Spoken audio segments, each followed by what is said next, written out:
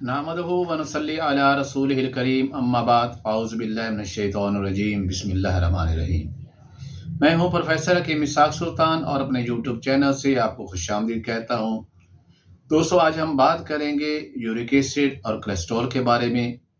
Uric acid कितनी मिकदार में जिस्म के अंदर रहना चाहिए और कोलेस्ट्रॉल की कितनी मिकदार नॉर्मल होती है। क्या हम ये बात करेंगे कोलेस्ट्रॉल हमारा दुश्मन है? अगर जिस्म के अंदर यूरिक एसिड बढ़ जाता है तो उसकी क्या अलामात होती हैं और उसको हम कैसे ठीक करते हैं। इस तरह हम ये भी बात करेंगे कोलेस्ट्रॉल अगर बढ़ा हुआ है तो हमें इसके लिए कौन सी ऐसी हर्बल अद्वियात आते हैं जो इस्तेमाल करें तो हमारा कोलेस्ट्रॉल जो है वो नॉर्मल लिमिट में आ जाए। तो सबसे पहले हम बात करते हैं कि यूरिक एसिड क्या है। बेसिकली ये एक एसिड है और एसिड का मतलब ये है कि ये आपके जिस्म में ये तेजाबियत ज़्यादा पैदा करता है। जैसे जैसे ये बढ़ता चला जाता है आपके जिस्म में तेजाबियत बढ़ाता चला जाता है। जिन लोगों में यूरिक एसिड ज़्यादा बढ़ जाता है उनको सबसे पहले जो है वो दाएं पाँव की जो अंगूठा है उसके अंदर पेन भी होती है और स्वेलिंग भी आ जाती है। जब हम लेबॉरेटरी में चेक करवाने जाते हैं तो लैब बताती है हमें कि यूरिक एसिड की नॉर्मल वैल्यू जो है वो मर्दों के अंदर 7 और ख़वातीन के अंदर 5.8 होनी चाहिए। ये वैल्यू बहुत ज़्यादा है। ये वैल्यू इसलिए रखी गई है कि अगर इस लेवल तक अगर यूरिक एसिड बढ़ा है तो फिर आपके अंगूठे के अंदर स्वेलिंग आ सकती है।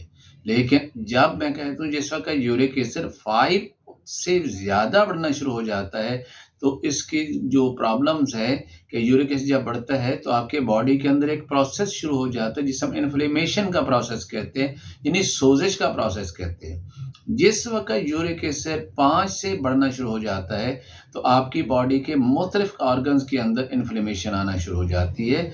जैसे कि आपके जोड़ों के अंदर इन्फ्लेमेशन आती है, आपके लिवर के अंदर इन्फ्लेमेशन आती है, आपके दिल की नालियों के अंदर इन्फ्लेमेशन आना शुरू हो जाती है। इसलिए याद रखिए कि यूरिक एसिड को हमेशा 5 से नीचे रहना चाहिए।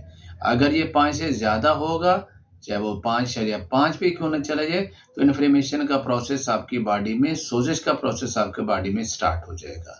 ये तो छोटा सा इंट्रोडक्शन था यूरिक एसिड के बारे में। अब हम देखते हैं कि यूरिक एसिड बनता कैसे हमारे जिस्म के अंदर। आम तौर पर ये ख्याल किया जाता है और अभी तक आम लोगों का यही ख्याल है कि यूरिक एसिड जो है वो ज़्यादा जो है वो गोश्तखोर लोगों के अंदर ज़्यादा बढ़ता है, लेकिन ये भी एक मिथ है। नई रिसर्च ये बताती है कि यूरिक एसिड जो ज़्यादा बन रहा है वो दरअसल प्रोसेस फूड की वजह से बनता है। जब हम बात प्रोसेस फूड की करते हैं तो हमें ये भी इल्म होना चाहिए कि प्रोसेस फूड क्या होती है।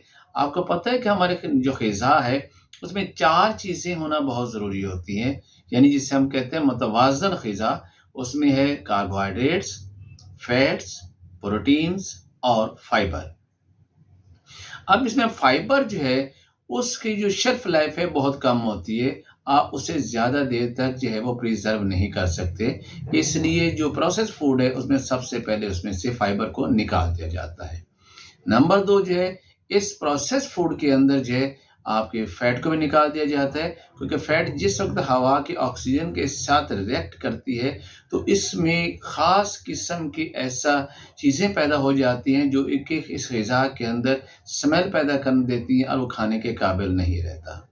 और प्रोटीन का सोर्स बहुत महंगा है, इसलिए प्रोसेस फूड के अंदर प्रोटीन को भी निकाल दिया जाता है।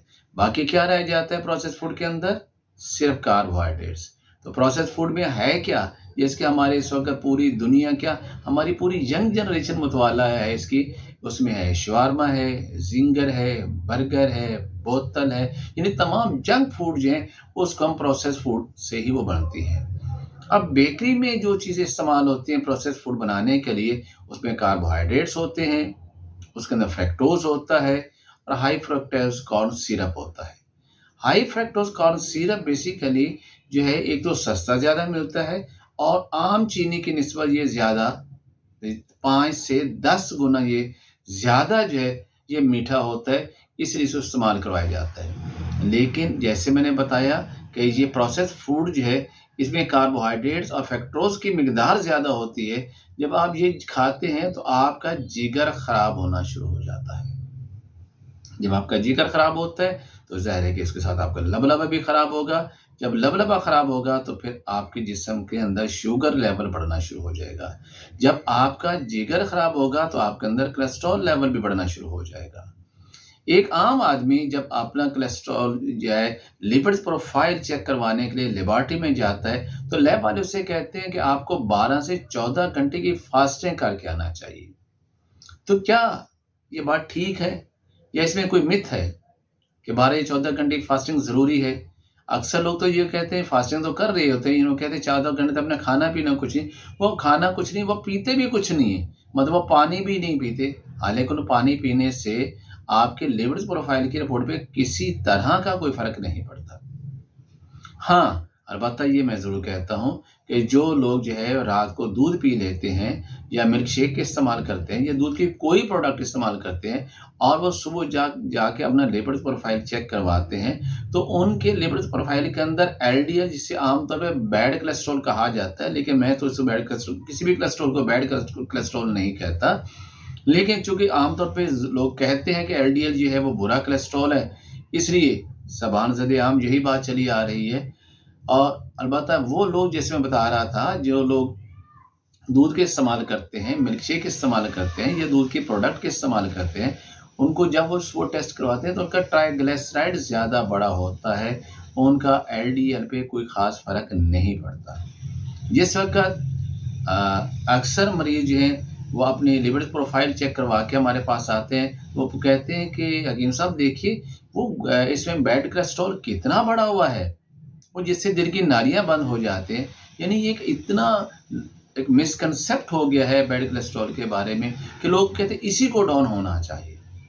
और जिस वक़्त ये लिपिड्स की रिपोर्ट लेके आप डॉक्टर के पास जाते हैं, जैसे वो देखता है कि इसका थोड़ा-सा भी कोलेस्ट्रॉल बढ़ा हुआ है तो फौरी तौर पर उस कोलेस्ट्रॉल कम करने की मेडिसिन देना शुरू कर देता है, जिससे कोलेस्ट्रॉल लेवल नीचे आना शुरू हो जाता है। दोस्तों, मैं आपको ये बता दूँ कि कोलेस्ट्रॉल आपका दोस्त है, ये आपका होस्ट डिफेंस मैकेनिज़्म है। ये आपके जिस्म को बैक्टीरिया, वायरस और दूसरे नुकसान पहुंचाने वाली जो अशिया है उनसे बचाता है, यानी पॉइजनस मैटर से भी आपको बचाता है। इसलिए कोलेस्ट्रॉल का नॉर्मल लेवल जो है वो ठीक रहना चाहिए। और जो एक नई रिसर्च है, जब वो लोग जिन्होंने इसको रिसर्च की है वो किसी कंपनी से फंडेड नहीं थे, उन्होंने बताया कि कोलेस्ट्रॉल की नॉर्मल वैल्यू जो है वो 300 मिलीग्राम पर डीएल होनी ज़रूरी है। आपकी बॉडी में इससे कम जो कोलेस्ट्रॉल नहीं होना चाहिए। लेकिन आप देखें इंटरनेशनल जितनी भी इसके एनजीओ बाकी हैं लोग, वो आपको ये कहें नहीं जी आपका कोलेस्ट्रॉल जो 140-150 से ज़्यादा नहीं जाना चाहिए। जैसे आपका कोलेस्ट्रॉल 150 से फौरी तौर पे वो आपको कोलेस्ट्रॉल कम करने की दवाइयाँ देते हैं। तो आप उसमें देखते क्या है कि जिन लोगों ने कोविड के अंदर जब आया तो जिन लोगों की ज़्यादा डेथ हुई उन लोगों का कोलेस्ट्रॉल लेवल कम था। वो कोलेस्ट्रॉल कम करने की दवाइयाँ खा रहे थे। लेकिन जिनका कोलेस्ट्रॉल लेवल हाई था वो एक तो कोविड का शिकार नहीं हुए, अगर हुए भी तो उनके अंदर जो इतनी जो है वो कैजुअलिटी नहीं हुई थी। अब मैंने कहा कि कोलेस्ट्रॉल आपका दोस्त है, तो वो कैसे कि आपकी बॉडी के जितने भी सेल्स हैं, वो सर से लेके पाँव तक जितने भी ट्रिलियन ऑफ सेल्स हैं, उनके जो आउटर लेयर है जिसे हम सेल मेम्ब्रेन कहते हैं, वो कोलेस्ट्रॉल से बनी होती है। जब आपका कोलेस्ट्रॉल लेवल डाउन होता है तो आपकी वो सेल मेम्ब्रेन डैमेज होना शुरू हो जाती है और आपके तमाम सेल जो हैं उनकी कारकर्दगी मुतासर होना शुरू हो जाती है। कोलेस्ट्रॉल जो है वो आपके मेल और फीमेल हार्मोन्स को बनाने के लिए बहुत ज़रूरी होते हैं। वो मर्द जिनको अपनी मर्दानगी के ऊपर बहुत फ़ख्र है और वो ख़वातीन जिनको अपने हुस्न में बड़ा नाज है, वो भी इस कोलेस्ट्रॉल की वजह से है, क्योंकि कोलेस्ट्रॉल इनके मेल और फीमेल हार्मोन्स को बनाता है। अगर ये हार्मोन लेवल नीचे चला जाएगा, कोलेस्ट्रॉल नीचे चला जाएगा, तो ये हार्मोन्स भी नीचे चले जाएंगे और इस तरह और मर्दों का फ़ख्र और औरतों का नाज़ और नखरा दोनों ख़त्म हो जाते हैं। आपके जितने एंटीऑक्सीडेंट हैं जैसे विटामिन ई है, वो भी आपको कोलेस्ट्रॉल से ही बनता है। अगर आपके बॉडी में कोलेस्ट्रॉल कम है तो आपका विटामिन ई भी कम होगा और इस तरह विटामिन डी की कमी से आपको बहुत सारे प्रॉब्लम्स हो सकते हैं। आज का हर बंदे को देखो विटामिन डी के पीछे पड़ा हुआ है, वो बाहर से विटामिन डी ले रहा है, लेकिन उसे ये पता नहीं है कि विटामिन डी जो बॉडी में पैदा होता है वो भी कोलेस्ट्रॉल की वजह से होता है। इसलिए जो है वो कोलेस्ट्रॉल लोअरिंग मेडिसिन के इस्तेमाल कम से कम करना चाहिए। अब इसके अलावा हम ये भी देखते हैं कि कोलेस्ट्रॉल जो है आपकी जिस्म के और बहुत सारे फंक्शंस के लिए बहुत ज़रूरी होता है। आमतौर पे जैसे मैंने बताया कि कोलेस्ट्रॉल जो है जब कोई चेक करवाते हैं और उसका जो थोड़ा-सा बड़ा होता है तो कहा जाता है, डॉक्टर कहते हैं जी मैंने आपको कोलेस्ट्रॉल लो करने की मेडिसिन दे रहे हैं ताकि आपको हार्ट अटैक से बचाया जा सके। लेकिन ये एविडेंस मौजूद है कि ये कोलेस्ट्रॉल लोअरिंग मेडिसिन आपको हार्ट अटैक से बिल्कुल नहीं बचाती, क्योंकि कोलेस्ट्रॉल जो है वो हार्ट अटैक तो पैदा ही नहीं करता। कोलेस्ट्रॉल को जब हम चेक करते हैं और ख़ासतौर जो एलडीएल कोलेस्ट्रॉल को चेक करते हैं तो उसमें देखिए 2 तरह के कोलेस्ट्रॉल मौजूद होते हैं। एक तो वो कोलेस्ट्रॉल होता है जिसके मॉलिक्यूल्स वो लार्ज और बुओयंट होते हैं। ये बिल्कुल वो इस तरह के मॉलिक्यूल्स होते हैं जो अल्लाह ताला ने आपके ब्लड में रखे और जिसे फ्लोट करते रहे, ये बैठते नहीं, ये आपके ब्लड के वेसल्स के अंदर नहीं बैठते। लेकिन इस वो ये 80% होते हैं, बट जो 20% आपका कोलेस्ट्रॉल है, जो जिसे आप बैड कोलेस्ट्रॉल कहते हैं, ये इसके मॉलिक्यूल जो होते हैं वो स्मॉल और डेंस होते हैं, ये आपके ब्लड वेसल्स के अंदर बैठ जाते हैं। अब ये बैठते क्यों हैं? जिस वक़्त किसी शख्स का जो है वो खून का अंदर शुगर लेवल बहुत बढ़ जाता है, तो उसके खून की नालियाँ और ख़ास तौर पर एंडोथेलियम सेल लेयर जो सबसे अंदरूनी लेयर होती है वो रफ़ हो जाती है, तो फिर ये जो है बैड कोलेस्ट्रॉल का जो 20% है ये वहाँ बैठता है और आपके खून की नालियों को ब्लॉक कर सकता है। देखिए देखो दोस्तों, 80% तो बैड कोलेस्ट्रॉल एलडीएल है, वो तो आपको का ही कुछ नहीं रहा, सिर्फ 20% है। और उस 20% को जो है आप अपनी लाइफस्टाइल चेंज करके अपनी डाइट को कंट्रोल करके आप खा सकते जो है उसको लो कर सकते हैं। लेकिन मैं आपको ये भी बता दूं, जिन्हों जो है कोलेस्ट्रॉल लो करने की दवाइयाँ और हार्ट अटैक से बचने के लिए, या जिन लोगों को हार्ट अटैक हो चुका है उन्होंने कोलेस्ट्रॉल लोअरिंग मेडिसिन इस्तेमाल की और 5 से 10 साल तक मुतवातर इस्तेमाल की, तो उससे यकीन जानो कि उनकी लाइफ के अंदर ज़्यादा से ज़्यादा 4.2 डेज़ का फ़र्क पड़ता है। अब आप देखें कि सिर्फ 4.2 डेज़ को बढ़ाने के लिए आपने 5 से 10 साल तक कोलेस्ट्रॉल लोअरिंग मेडिसिन इस्तेमाल की। जब आपका कोलेस्ट्रॉल जो है वो 140 से नीचे आना शुरू हो जाता है तो पता है क्या होता है आपको? आपके मसल जो है वो वीक होना शुरू हो जाते हैं, आपको फटीग होना शुरू हो जाती है, आपको कमज़ोरी होना शुरू हो जाती है, आपको थकावट होना शुरू हो जाती है, आपके मेल और फीमेल हार्मोन डिस्टर्ब होना शुरू हो जाते हैं। सिर्फ आपने इस चीज़ को सिर्फ 4 दिन लाइफ को बढ़ाने के लिए अपनी लाइफ की इतनी सारी प्रॉब्लम्स को अपने अंदर ऐड कर लिया, तो ये कहाँ की अक्लमंदी होगी।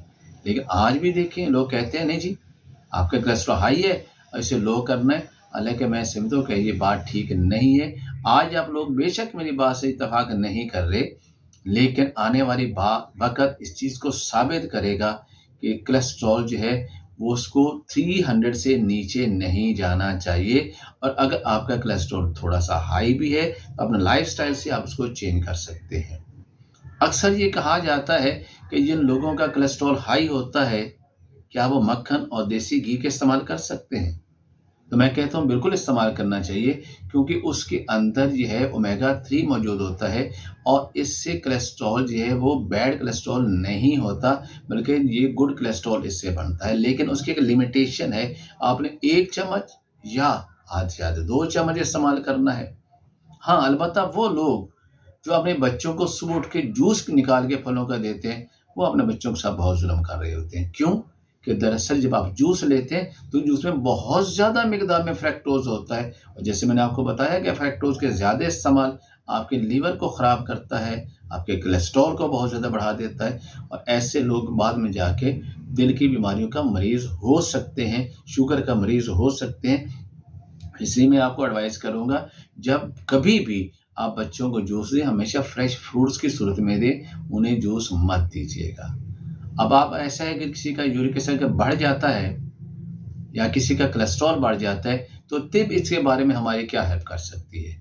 जिन लोगों का 200 कोलेस्ट्रॉल बढ़ा हुआ है, बजाय के लोअरिंग कोलेस्ट्रॉल मेडिसिन इस्तेमाल करने के, आपके पास बेहतरीन किस्म के हर्बल मौजूद होती हैं, उनका आप इस्तेमाल कीजिएगा। इंशाल्लाह आपका कोलेस्ट्रॉल लेवल बिल्कुल नॉर्मल पे आ जाएगा। उसमें करना क्या है कि आपने लेनी है अजवाइन देसी, राई सुर्ख, इसके अलावा तेज़पात और गंधक आंवला सार बराबर वजन में आपने लेके इसे पाउडर कर लीजिए और चाय वाली आधी चम्मच सुबह दोपहर शाम इस्तेमाल कीजिए। प्लस आप इसके साथ चाहें तो अगर ये नई फार्मूला इस्तेमाल करना चाहते, आप सिंपली जो है वो अजवैन, पुदीना और तेज़पात का कहवा बना के सुबह शाम पीजिएगा। तो आप देखेंगे कि आपका कोलेस्ट्रॉल लेवल ऑटोमेटिकली नीचे आना शुरू हो जाएगा। लेकिन जब वो 300 पे आए तो मज़ीद इसको लेना बंद कर दीजिएगा, क्योंकि मज़ीद कोलेस्ट्रॉल कम करने से फिर आपको वही प्रॉब्लम्स आ सकती हैं। आपके मसल्स वीक हो सकते हैं, आप कमज़ोर हो सकते हैं, आपके जो है मुख्तलिफ एंजाइम हैं, जैसे KQ एंजाइम है जो कि विटामिन डी पैदा करने के लिए बहुत ज़रूरी जो है। KQ एंजाइम जो है बेसिकली जो आपका माइटोकॉन्ड्रिया है सेल के अंदर, जो आपको एनर्जी प्रोड्यूस करने के लिए करता है, उसके लिए बहुत ज़रूरी है कि उसमें KQ एंजाइम जो है वो ब्लड में होना बहुत ज़रूरी होता है और वो कोलेस्ट्रॉल से ही बनता है। इसलिए फिर आपकी इस कमज़ोरी इसलिए आती है कि जब आपका कोलेस्ट्रॉल लो चला जाएगा, 140 से भी नीचे चला जाएगा, तो ये एंजाइम बॉडी में नहीं बनेगा। जब ये नहीं बनेगा तो ग़िज़ा से आपको एनर्जी नहीं मिलेगी और आप दिन ब दिन वीक होते चले जाएंगे। इसलिए आपने ये ज़रूर मॉनिटर करना है कि आपका कोलेस्ट्रॉल जो है वो 300 से नीचे नहीं आना चाहिए। अगर 300 तक रहते हैं तो आप ज़िंदगी को भरपूर एंजॉय कर रहे होते हैं। जिनका यूरिक एसिड जो है वो बहुत ज़्यादा बढ़ा हुआ है और इसके लिए तिब के अंदर इसके बेहतरीन इलाज मौजूद है। ऐसा नहीं है कि आपके यूरिक एसिड की दवाइयाँ जैसे कि बाकी आप खाते रहते हैं तो आपका यूरिक एसिड ठीक रहते हैं, आपका गाउट ठीक रहते हैं, आपके जोड़ों का दर्द ठीक रहता है। जैसे वो छोड़ दें आपको दोबारा फिर जो है वो यूरिक एसिड बढ़ जाते हैं और आपको दर्द की शिकायत फिर होना शुरू हो जाती है। तो आपने करना ये है कि एक छोटा सा फार्मूला मैं आपको बताता हूँ, जो अक्सर मैं बताता हूँ आप लोगों को। इसमें यह है कि काली मिर्च 10 ग्राम, नुशादर 20 ग्राम, सौंठ 50 ग्राम, सना मक्खी 40 ग्राम और रेवन खताई 40 ग्राम। ये पांचों चीज़ें जो हैं आप इसे जिस रेशो से मैंने बताया उस रेशो में लेके इसे ग्राइंड करके रख लीजिएगा और चाय वाली आधी चम्मच सुबह दोपहर शाम 3 टाइम खाना खाने के बाद इस्तेमाल कीजिएगा। आप देखें चाहे आप कितने ही पुराने जोड़ों के दर्द के मरीज़ हैं, आप सिर्फ 1 से 2 माह इस्तेमाल करेंगे तो आप जोड़ों के दर्द से मुस्तकिल तौर पर ठीक हो सकते हैं। एलोपैथी में तो ये कहा जाता है, डॉक्टर कहते हैं वंस गॉटी फॉर एवर गॉटी। वो कहते हैं एक दफ़ा जोड़ों का दर्द शुरू हो गया वो कभी भी ख़त्म नहीं होता। उसकी वजह ये है कि वो यूरिक एसिड की पैदाइश को कंट्रोल करने की दवाई नहीं दे रहे, वो यूरिक एसिड को कंट्रोल जो है रिड्यूस करने की दवाई देते हैं। जबकि जो नुस्खा मैंने आपको बताया है आप ये इस्तेमाल कीजिए कि 1 से 2 माह, बिलीव इन मी कि आपके हमेशा हमेशा के लिए आपको जोड़ों का दर्द ठीक हो जाएगा। चाहे आप चारपाई पे लेटे क्यों ना हो, चाहे आप करवट ना बदल सकते हो, चाहे आप चल फिर ना सकते हो, दर्दों से आपकी बहुत बुरी हालत हो रही है, आप ये नुस्खा इस्तेमाल कीजिएगा, आपका जोड़ों का दर्द हमेशा हमेशा के लिए ठीक हो जाएगा। और आप जब ये नुस्खा इस्तेमाल करेंगे अल्लाह ताला आपको शफा देगा तो यकीनी तौर पर आप मुझे भी दुआएं देंगे। नेक्स्ट वीडियो तक आपसे इजाज़त चाहूँगा। Professor Hakeem Ishaq Sultan from Lahore.